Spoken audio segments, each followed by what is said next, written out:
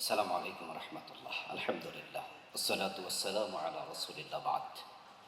এই চমৎকার আয়োজনের সম্মানিত সভাপতি এবং মূল উদ্যোক্তা আমাদের অত্যন্ত প্রিয়জন মাহতারাম ডক্টর মিজানুর রহমান আজহারি ভাই, উপস্থিত অন্যান্য সম্মানিত অতিথিবৃন্দ, বিশেষ করে যারা আজকের এই প্রোগ্রামের অংশগ্রহণ করেছেন, আপনাদের পুরস্কারের জন্য অপেক্ষা করছেন, আপনারা হচ্ছেন প্রোগ্রামের আজকে মূল আকর্ষণ।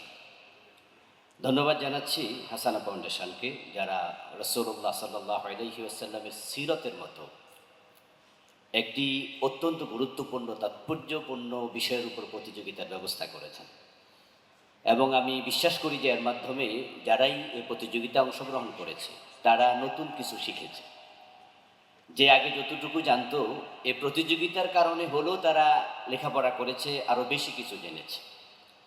আর মানুষ যখন নবীজি সাল্লাল্লাহু আলাইহি সাল্লামের জীবনী সম্পর্কে পড়ে এবং জানে, সে যদি মুমিন হয়, নিশ্চয়ই তার অন্তরে প্রিয় নবীর জীবন রেখাপাত করবেই। এইভাবে যদি এই আয়োজনটাকে আমরা দেশব্যাপী ছড়িয়ে দিতে পারি, হাসানা ফাউন্ডেশন এবারই ফার্স্ট উদ্যোগ নিয়েছে বিষয়।